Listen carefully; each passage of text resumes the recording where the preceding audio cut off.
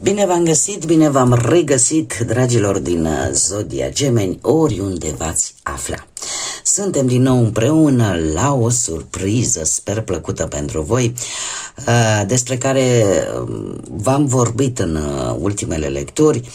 Azi voi face nu una, ci 3 lecturi pe acest subiect de care sunt sigură că sunteți interesați mulți dintre voi, viața sentimentală. De ce 3 și nu una? Pentru că viața asta noastră sentimentală se împarte cel puțin în 3 mari situații. Și avem o lectură evolutivă pentru perechi, da? Pentru cei care deja formați un cuplu, sunteți căsătoriți, dar sunteți formați o pereche. Avem o lectură pentru cei care din 2 au devenit 3, da? O lectură pentru legăturile neoficiale, lecturile de trio, și avem, cum să nu, o lectură pentru dragii mei burlaci și burlăcițe care sunt în căutarea iubirii. Așa că eu zic că este această lectură generală de astăzi este destul de interesantă și chiar vreau la sfârșit să îmi lăsați în comentarii dacă v-a plăcut sau dacă considerați că ar trebui să mai fac acest gen de lecturi. Așa că, dragilor, toți cei care aveți soarele, luna, Venus, ascendentul în Zodia Gemeni, această lectură este de asemenea și pentru voi. Și nu uitați, totuși, că este o lectură generală, este o lectură colectivă, așa că vă rog să luați decât mesajele care vor rezona cu voi, iar restul lăsați-le să zboare în univers, pentru că sigur sunt pentru alte energii, care într-o mai mică sau mai mare măsură au o legătură cu Zodia Gemeni. Și începem această primă serie de lecturi cu lectura evolutivă pentru perechi, pentru cei care sunteți deja într-o pereche. Și haideți să vedem ce vine pentru dragii mei din Gemeni în următoarea perioadă în viața lor sentimentală, cum va evolua cuplul, ce vine în viața sentimentală de pereche a dragilor mei din Gemeni.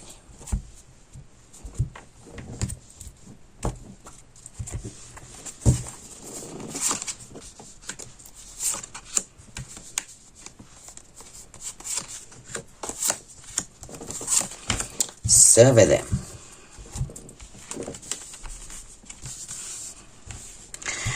Dragii mei dragi, cum sunteți voi? Voi sunteți în acest moment ori axați foarte mult pe carieră, ori sunteți într-un moment în care sunteți foarte atenți la ce se întâmplă în relația voastră. Acest 8 de monede îmi spune că posibil să nu prea vă faceți timp sau să nu aveți timp, sau poate pur și simplu sunteți foarte perfecționiști în ceea ce privește relația voastră și vreți ca lucrurile să fie într-un anumit fel. Și aici mă refer la cam toate aspectele, nu că știi, nu vreau, dau un exemplu, da? Luați-l strict ca un exemplu ca să mă înțelegeți. Nu vă place ca lucrurile să fie în dezordine, da? Și sunteți într-un moment în care vreți ca fiecare să fie la locul său, nu știu. Iau un exemplu penibil. Iau această lumânare, o mut în partea stângă. Nu e bine. De ce ai mutat-o? De ce ai făcut-o? Da, poate să fie și acest lucru un pic de exces de detailism. Un pic de exces de a duce lucrurile la perfecțiune, care de multe ori se poate să și obosească. Dar, per general, voi sunteți foarte atenți la ce se întâmplă în jurul vostru și acordați posibil alții să acorde o mai mare atenție carierei, făcutului banului, decât propriei relații. Cum este perechea voastră? Perechea voastră are speranțe. are speranțe, eu aș spune că este chiar destul de, într-un fel sau altul, destul de optimistă. Destul de motivată și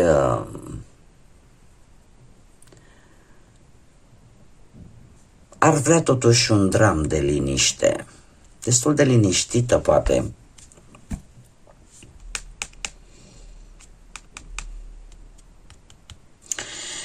Nu-și pierde speranța, chiar dacă în această perioadă, dragilor, nu am cupe, sentimentele oarecum sunt așa, pe stand-by, emoțiile, dar nu-și pierde speranța. Da? Consideră că e o perioadă, va trece și într-un fel sau altul lucrurile se vor așeza pe făgașul lor normal. Comunicarea dintre voi nu prea există în această perioadă, comunicarea. Asta nu înseamnă că sunteți oarecum certați, da? Sau tensiuni, scandaluri, nu. Doar că nu există. E o perioadă în care poate vă înțelegeți mai mult intuitiv decât verbal. Sau pur și simplu este o situație puțin clară, da? În care ceva se întâmplă, există o nesiguranță, un moment ușor de confuzie și lucrul ăsta, la acest lucru mai apar și niște bârfe, mai apar și niște acțiuni de-astea din exterior care într-un fel sau altul parcă contribuie la această stare de necomunicare. Și aici probabil că ar trebui să vă plecați un pic urechea, ce e în exterior e în exterior, dar cel mai bine știe cel care este implicat în mod direct. Ce sentimente vă unesc? Dragilor, sentimentele voastre sunt unele bune. Există sentimente de conexiune, de iubire. Și în special pentru cei care formați un cuplu, dar nu sunteți căsătoriți cumva. Da? Adică nu ați făcut oficial, ca să zic așa. Există un compromis pe care l-ați face și voi și persoana cealaltă. Pentru că sunteți conectați practic de aceleași simțăminte, de aceleași dorințe. Voi ambii oarecum sunteți ușor asemănători și sunteți dispuși într-un fel sau altul să faceți acest pas. Impulsionați de ce vă spune sufletul. Doar că se pare că traversați o perioadă nu tocmai grozavă, să zicem așa, în relația voastră. Cum stau treburile în dormitor? Partea pasională. Partea pasională în relația voastră cu această regină de spade, cred că voi sunteți mai ales dacă aveți vreun ascendent în vreo zodie de aer, Gemeni, Balanță sau Vărsător, să intrați într-o perioadă în care, cum să zic eu, treceți la acțiune. Voi sunteți cei care treceți la acțiune în ceea ce privește intimitatea voastră. Iar per general aș spune că există, nu știu dacă puncte de vedere diferite. Și lucrul ăsta face ca partea asta intimă, pasională, chimia dintre voi, dormitorul, să nu prea fie foarte bine împărțite, să nu prea fie extraordinar de grozav. Dar asta, cum am mai spus, nu pentru că nu există sentimente, ci pentru că sunt și alți factori externi. Cum, de asemenea, mai putem vorbi și de o influența unei energii mai în vârstă, care face ca acest aspect al vieții, știu că sună ciudat, dar se întâmplă, acest aspect al vieții să nu fie unul tocmai bun. Să nu fie unul tocmai bun. Și într-un fel sau altul, orică deveniți, apare un pic de impulsivitate, orică se discută, aveți un dialog prea direct, cert este că și pe partea asta intimă, cel puțin în această perioadă, lucrurile nu stau foarte, foarte grozav. Ce s-ar putea îmbunătăți?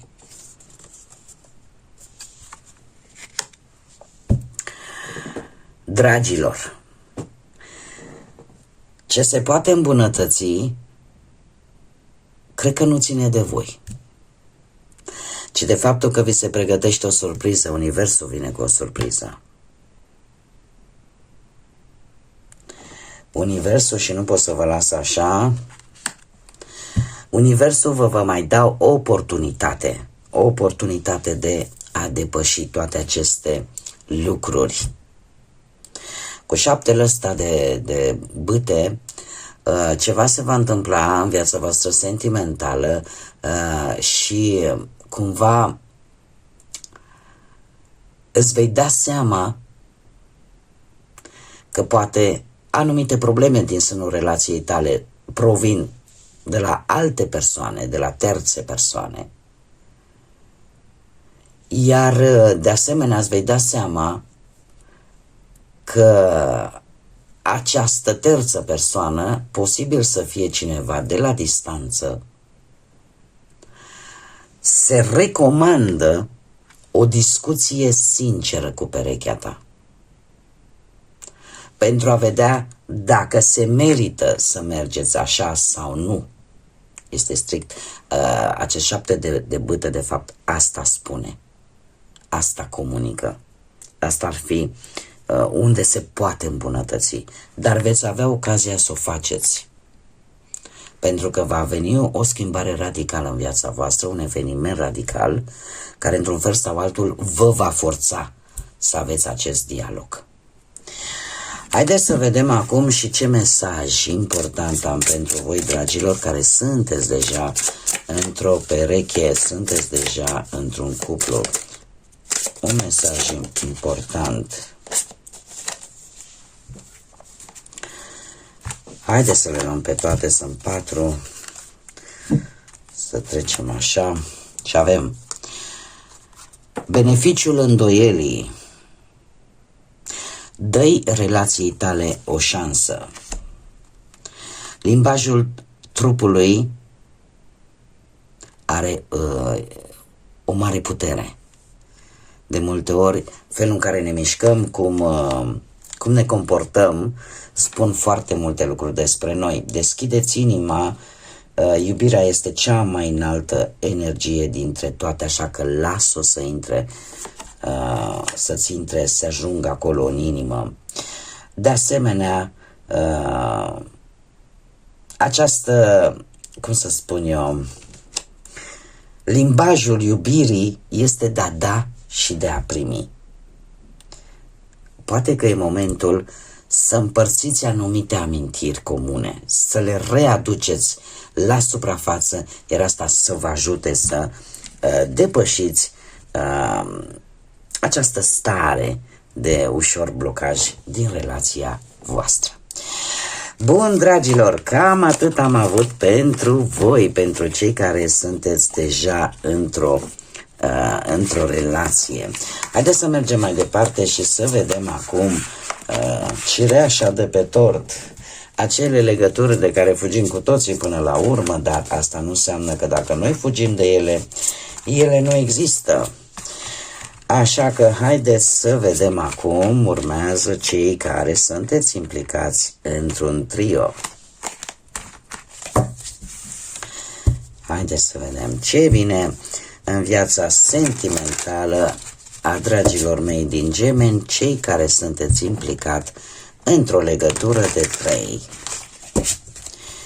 Ce vine în viața sentimentală a dragilor mei din Gemeni, care sunt implicați într-o legătură de 3.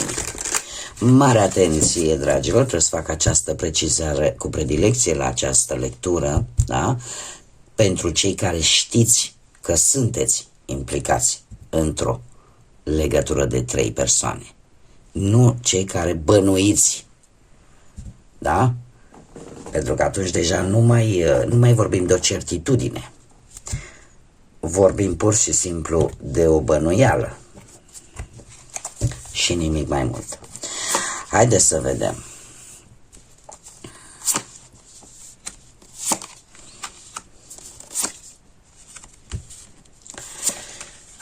Să vedem. Mi-a zis o doamnă, mi-a lăsat un mesaj că să nu mai impun acest fond, mie îmi plac și e ceea ce pe mine consider eu că mă face unică, mă face specială. Și am hotărât să pun cărți mai mari, de dimensiunea lor normală de 7x12. Bun, revenind, situația actuală pentru voi, dragilor. Situația actuală este una în care vă simțiți iubiți, simțiți că aveți o conexiune cu celălalt, simțiți că într-un fel sau altul există atracție, există pasiune, da? Și voi, eu aș spune că simțiți că există acea dragoste adevărată între voi. Ce simțiți? Asta este situația actuală. Ce simțiți voi vis-a-vis de persoana voastră de interes? Voi vreți familie, dragilor. Voi vreți acea dragoste de poveste, acea relație de poveste. Sau poate vreți să fiți acceptați de către familie. De asemenea, mai putem vorbi de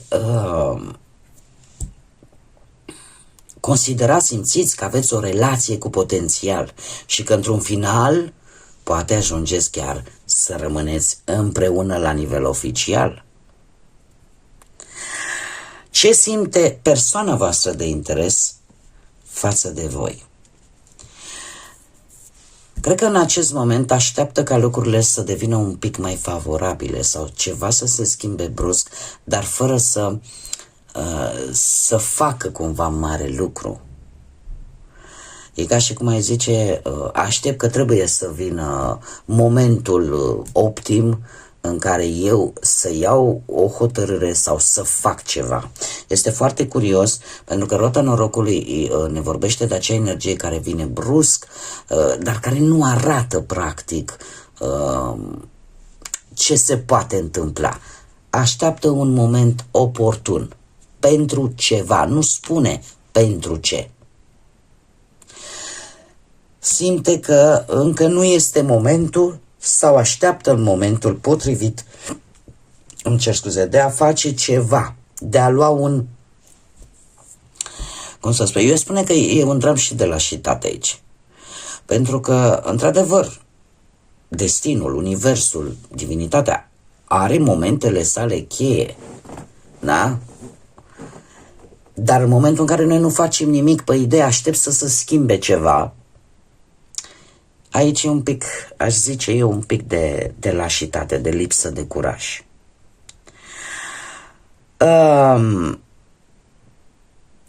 Ce v-ar putea uni sau ce v-ar putea uni sau ce v-ar putea despărți sau ce v-ar putea pune piedici? Haideți să o luăm pe rând. Ce v-ar putea uni? Poate faptul că unul din voi, sau relația voastră în general, este una destul de calmă, emoțională, chiar dacă aveți mici probleme, să zicem, certuri, ele cumva se rezolvă prin, cu calmitate, nu cu balamuc, da? Și cu foarte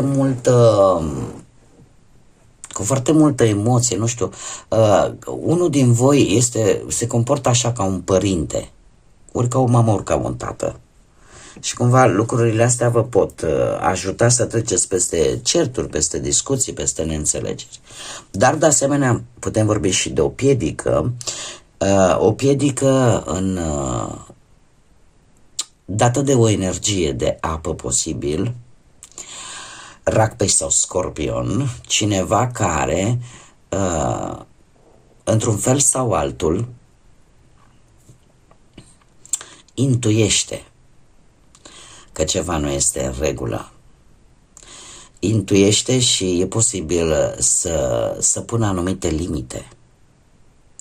Să pună anumite limite serioase. Limite care se vor pune ca un zid între voi. În ce sens? Nu știu.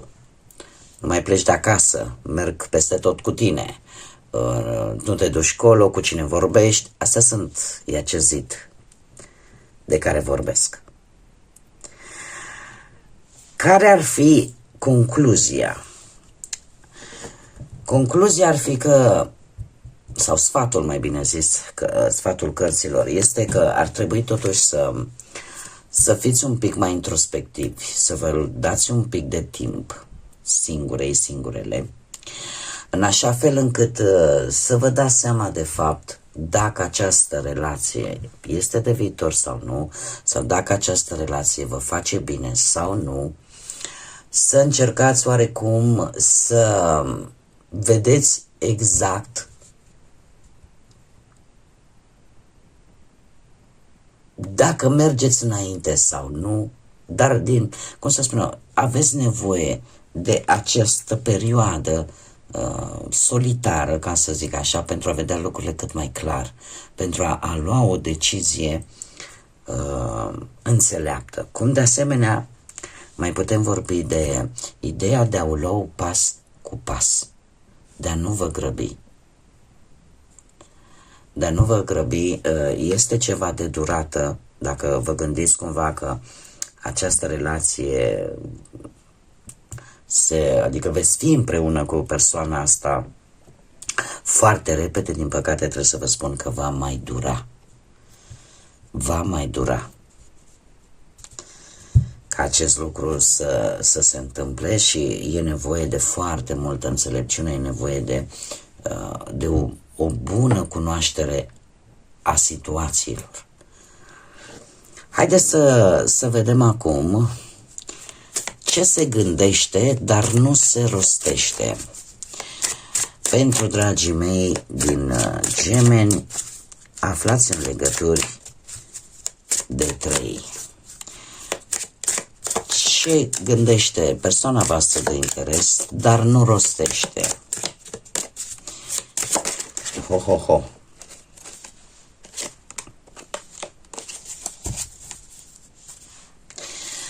Se pare că trec printr-un roller coaster, acea jucărie de aia sau mașinuțele alea care urcă și coboară de emoții. Dar nu vreau să admit acest lucru. Este cineva care, chiar dacă de multe ori simte din adâncul sufletului să vă spună lucruri frumoase, să spună ceea ce simte, are o intensitate în modul în care iubește, în modul în care se manifestă, nu o spune. Nu o spune. O ține, este gândită, dar nerostită. Iar în ceea ce privește zodiile, avem zodii de apă, Rac, Pești, Scorpion, zodia Fecioară. Bun, dragii mei, mergem mai departe și trecem la dragii mei burlăcei și burlăcițe. Să vedem ce ne spun cărțile pentru ei. Ce vine pentru dragii mei din Gemeni, burlăcei și burlăcițe. Ia să vedem ce vine în viața sentimentală a dragilor mei din Gemeni, aflați în stadiu de burlaci sau burlăcițe. Ce vine în viața sentimentală a dragilor mei din Gemeni, aflați în faza de burlăcei și burlăcițe. Hai să vedem. Nu uitați, aștept feedback-ul vostru Dacă aceste lecturi vi se par interesante sau dacă vă aduc acele răspunsuri de care voi aveți nevoie.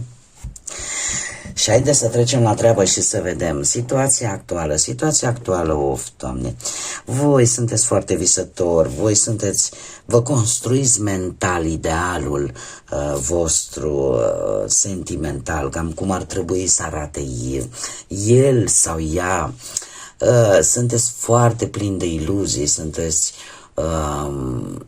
cumva posibil să aveți parte și de niște oportunități de a cunoaște persoane noi și nu foarte puține, aș zice, doar că repetiția, mare atenție, repetiția cifrei 7, sunteți într-adevăr foarte perceptivi și foarte intuitivi în această perioadă, dar în același timp sunteți introspectivi. De ce? Vedeți lucruri care se întâmplă în jurul vostru. Sunt într-adevăr persoane, energii lângă voi. Doar că e ca și cum ai găsi nod în papură, dar un nod în papură pe care tu îl vezi real. Da? Cred că înțelegeți ce vreau să spun. Și voi aveți un ideal în minte. Cum ar trebui să arate persoana, cum ar trebui să arate relația voastră.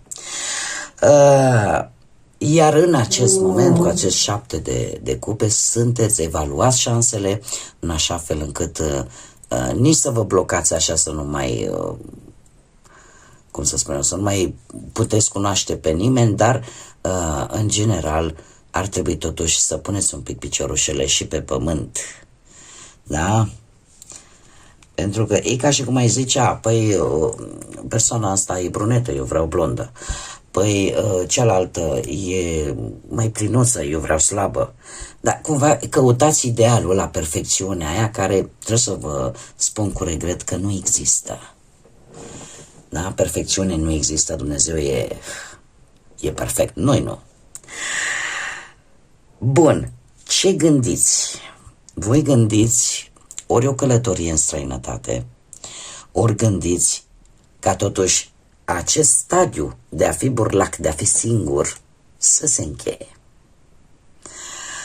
Avem lumea care ne vorbește de foarte multă mișcare, vreți să schimbați cumva dinamica vieții voastre din punctul ăsta de vedere sentimental și să închideți odată acest capitol și gata, mă pun pe treabă, vreau o relație stabilă, nu mai vreau să zbor așa din floare în floare sau să-mi fac tot felul de proiecte, dar care rămân decât în faza de proiect.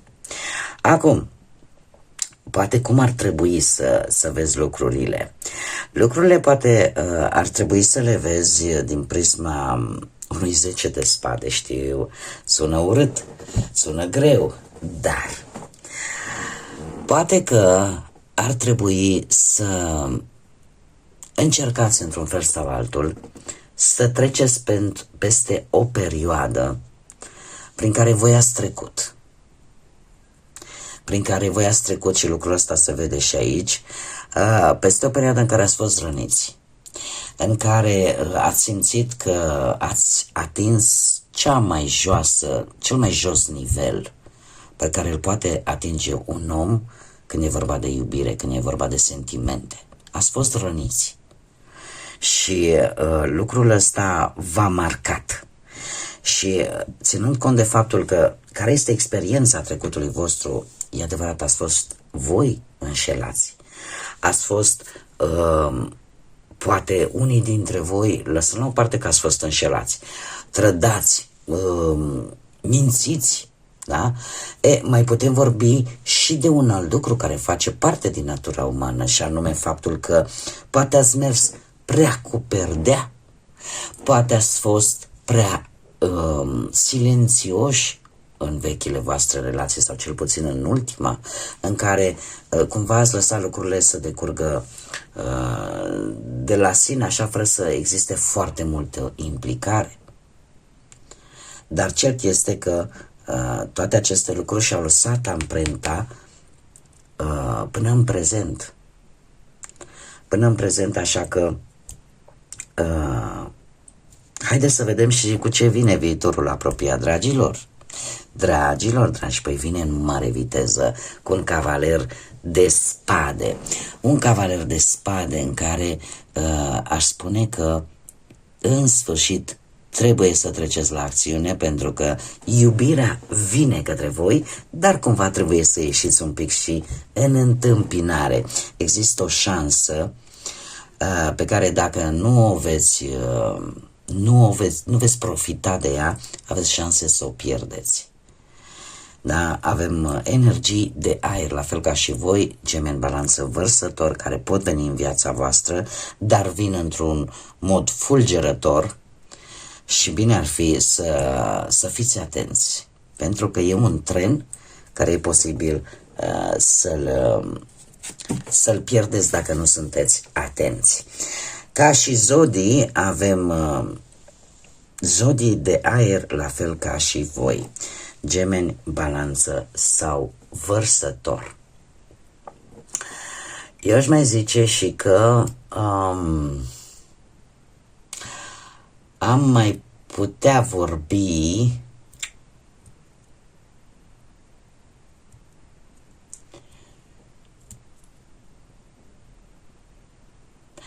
de, cum să zic eu,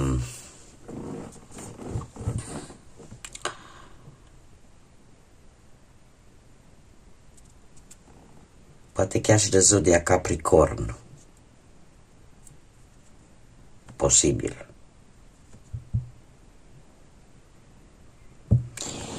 Haideți să vedem acum un mesaj. Și iară mă uitam, este foarte interesant faptul că avem foarte multe spade. Și foarte multe spade, asta mie îmi spune că sunteți într-o gândire foarte profundă. Într-o gândire foarte profundă și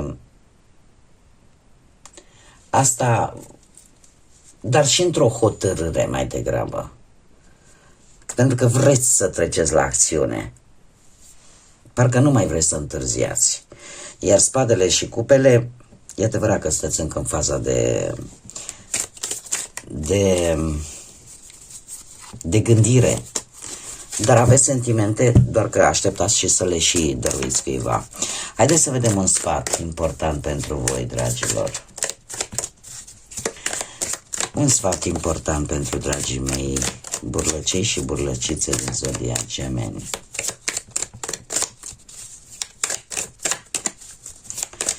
Un sfat, te rog. Și chiar 3. Iubește-ți umbra.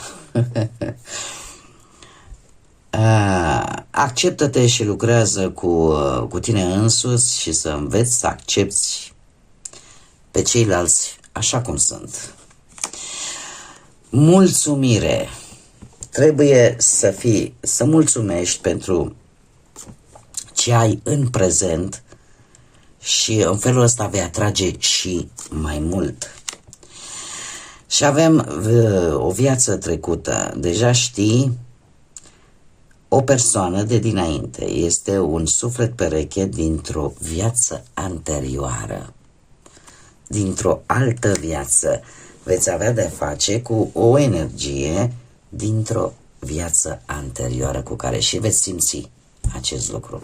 E atunci când te conectezi și parcă nici nu e nevoie de vorbe. Bun, dragii mei, cam atât am avut pentru voi. Eu vă mulțumesc pentru atenție, vă mulțumesc pentru like-uri, distribuiri, mesajele frumoase, faptul că vă abonați. Invit, desigur, pe toți cei care poate încă nu s-au abonat, dacă ați rezonat, dacă v-a plăcut, dacă vreți să mai vedeți acest gen de lecturi, nu ezitați, abonați-vă. Eu vă aștept cu mare drag și cu mare interes aici. Cum de asemenea nu uitați, în continuare am nevoie de sprijinul vostru prin like-uri, distribuiri, comentarii. Până data viitoare când ne vom reîntâlni la o nouă lectură, vă doresc tot binele din lume, să aveți multă energie pozitivă și, desigur, să fiți iubiți, dragilor.